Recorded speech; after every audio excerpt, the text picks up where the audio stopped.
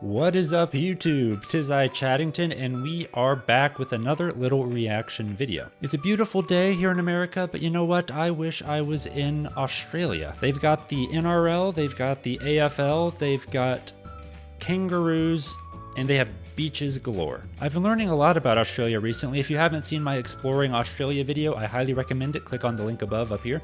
But today we're checking out top 8 culture shocks when moving to Australia. Shout out to That Johnston Life for the video. This should be a good one. I really want to take a trip to Australia, so I feel like I should know what I'm getting into before I hop on a plane and head on over. Don't forget to like and subscribe, and without further ado, let's go. Right, let's give this a go. So you've heard about the deadly animals, scorching sun, impossible isolation. What was the other one? And sausage and bread, and you're still thinking that you want to come to the Sausage and bread?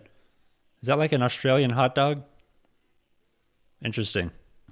land down under, then prepare yourself for these weird Australian culture shocks. G'day guys, my name's Ross, and I moved with my family to Australia during a global pandemic. Now I love living in Australia, but when we first moved over here, it was a little bit weird. Now to stop things being so weird for you when you make the move, these are our top 8 culture shocks when moving to Australia. Australians love their sport, but unless you're from...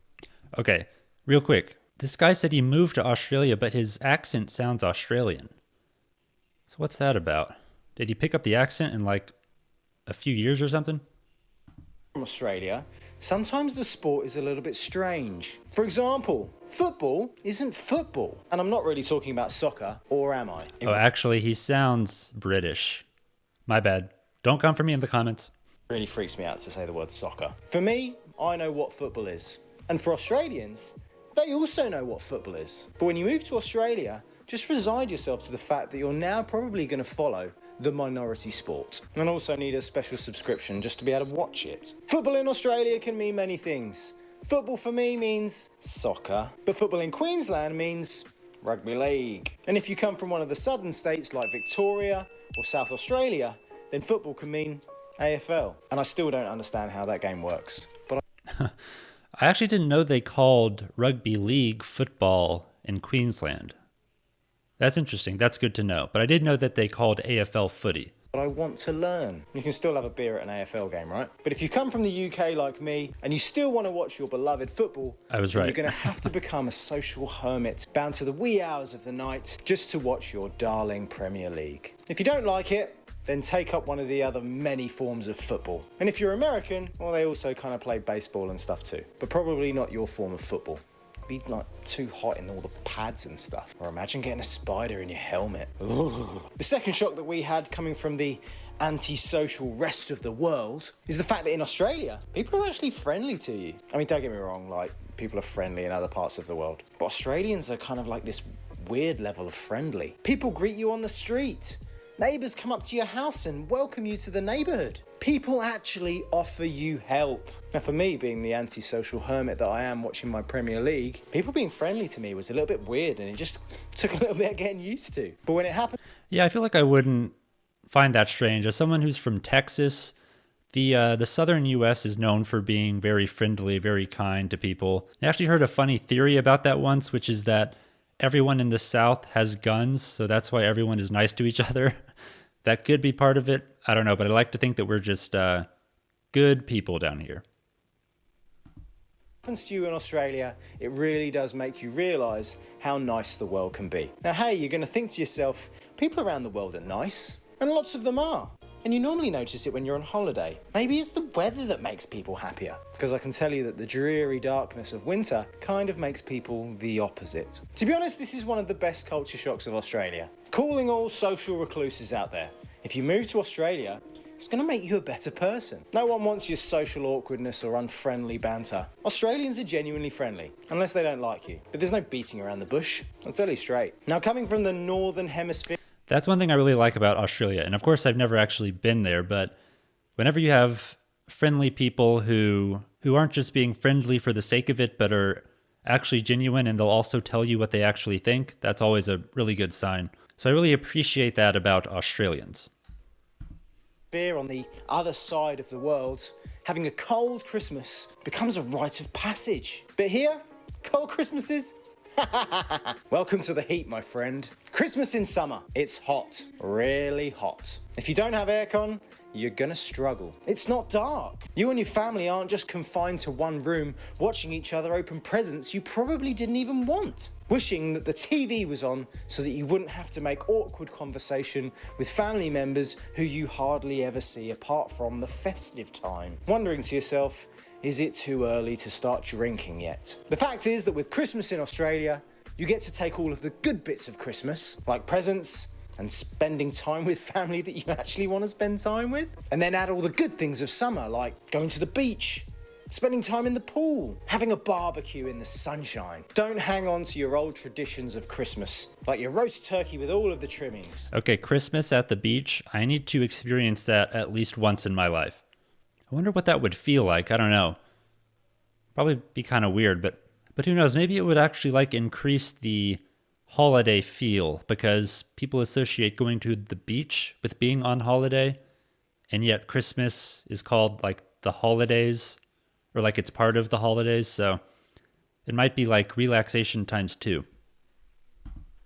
I mean, do hang on to them, but don't whinge that you're doing it in the heat. Have a barbecue instead. Savour the wonder that is a potato bake. Why did we not have these in England? Or if we did, I never had one. They're gorgeous. Make new traditions and embrace the fact that Christmas in summer is now your new life. Now, coming from cosmopolitan Europe, I was kind of used to this next one because people on the continent sometimes like to have a siesta. But at least they opened up the shops and stuff again. Now, I know that this can catch out the average Brit visiting Marbella for the first time and wondering why in the middle of the day all the shops are shut. But in Australia, it goes to another extreme and shops just shut early. Want to get a coffee after 4 p.m? Yeah, nah. Don't be crazy. Why would you need that much caffeine in your system at night? It's going to go dark in a couple of hours. Want a takeaway after 9 p.m. on a Friday?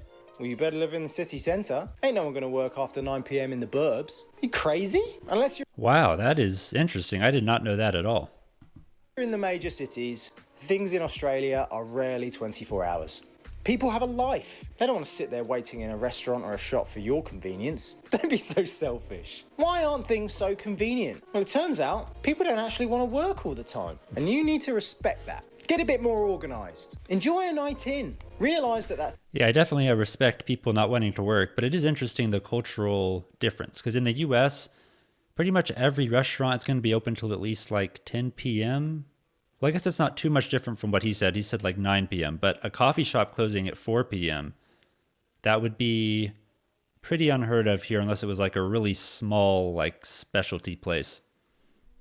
thing you think you need, you probably don't need right now. I'm sorry that the shop's shut early, but if you don't have that thing you want right now, is the world going to end? Probably not. And if it was that important, you wouldn't have forgotten it, right? And this culture shock extends into the next one, and it's the work culture. And weirdly enough, most Australians don't like to work. I mean, they do. They do like to work. That's a massively sweeping statement. But fortunately for people who live here, we don't live to work. Working to live is an incredibly emancipating feeling. What's the point in going to work all day to earn money to then not have the time to spend it? I don't want to live a life like that, do you? Especially when you have all of this fantastic weather and beautiful scenery to spend it in. Except That's such a good point. I wonder if the scenery actually influences the attitudes towards work. Because like when you have an incredible beach, like right outside your front door, I mean, how could you not want to like spend all your time there?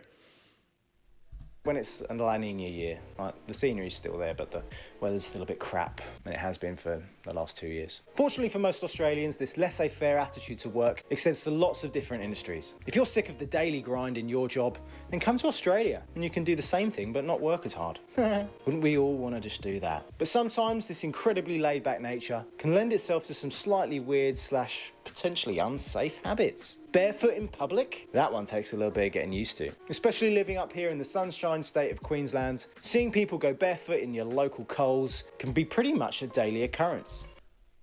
That's interesting. Why would you even want to do that? I mean, I'm kind of a germaphobe a little bit, so I could never handle, just strictly from like the uncleanliness aspect of walking around completely barefoot in a store where like everyone's walking around with their shoes and their shopping carts that have like been outside and stuff. Plus, like just the sensation on your feet will feel very uncomfortable, especially if you're outside. Who knows? Maybe Australians walk outside a lot, so they have like built up a tolerance for different terrains on their feet. I don't know. Australians, let me know in the comments tell me what the bottom of your feet look like.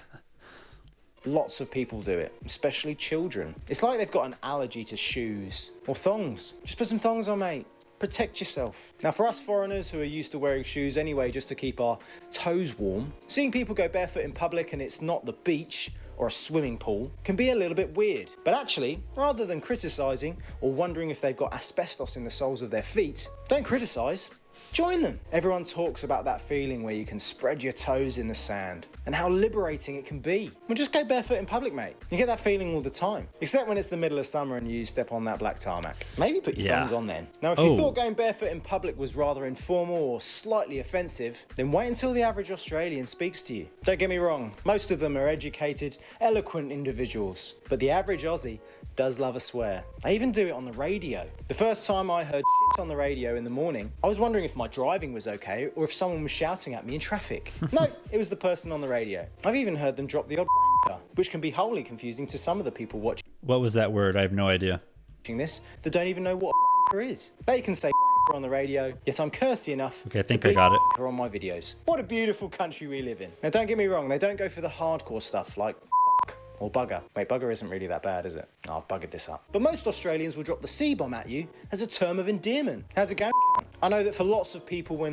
Okay, I feel like that's one thing I did know. Don't they do that in the UK as well? I feel like both Australia and the UK use the C word way more than they do in the US. In fact, I don't think I've ever heard anyone use the C word in public here in the US. Like I've heard people say it online, but like when I was growing up at school, I heard basically every other word, but I don't think I ever heard that one. When they watch Game of Thrones, dropping the C-bomb was a big taboo. And if you don't like that word, sorry, Australia might not be for you. Because in Australia, lots of people like to swear and everyone's so you better get used to it. I don't think I've ever used that many bleeps in a video before. I really hope I bleeped all of those out. Now the last one is something that's awesome, but also one of my little pet peeves. In Australia, they have some of the best containers for sauce in those little foldy things that just squeeze out perfectly. What's an invention? But in Australia, if you want the privilege of sauce, you have to pay for it. Want some tomato sauce, mate? Yeah, that could be 15 cents, please. Or 30. By tomato sauce, does he mean ketchup? Do they not say ketchup in the UK? I assume that's what they call it across the whole world. Maybe I'm wrong. 50 cents if you want two, because they're like really small packets. Now, don't get me wrong, not everywhere does charge for sauce. Thank the Lord. But lots of places... Okay, I've never heard of any restaurant charging for sauce. I know that in Europe, they often charge to refill your drink, and that is something that people from the US really don't like when they travel to other countries. But paying for sauce might send an American person over the edge, to be honest. do. And it's pretty common practice. If you're like my wife that just loves to slather everything in tomato ketchup, then not only calling it ketchup is going to be weird in Australia, because it's tomato sauce, as I've been told many times when they'll get that confusing look asking for ketchup. But like going to America and Well, that's interesting. That answers my question. Okay, this is subjective, obviously, but tomato sauce doesn't sound as appealing to me as ketchup. Like, tomato sauce sounds vegetable-y, but ketchup is more like a sweet, savory combination sauce. having to pay for something and then add on the sales tax. If you want sauce, you're going to have to pay a little bit more. But the good thing is we don't have to tip, because everyone gets a fair wage. And Medicare. And gun laws. What a beautiful country Australia is. Now, if you're thinking of moving to Australia... Okay, well, that makes up for it. No tipping. That would definitely be a culture shock for me, because every time I've gone to like a sit-down restaurant in my entire life, you have to tip the server. But hey, I'm 100% down for that. I bet the sauce will cost way less than a tip would. Australia, and you don't want to live in Melbourne or Sydney, and you think that like us, Brisbane could be the place for you, then watch this video to wonder if Brisbane is really worth going to. Okay, there we go. That was a great video. Should I watch the Is Brisbane Worth Going To video next? That seems like it'd be an interesting one. I feel like Brisbane is the city I know least about in Australia at this point. But yeah, I feel like all of that wasn't too shocking. I feel like honestly the most shocking thing was the no shoes in public. I would think that was weird if I saw a bunch of people like in a store all with no shoes on. I'd be like, what's going on? Did everyone just come from the beach?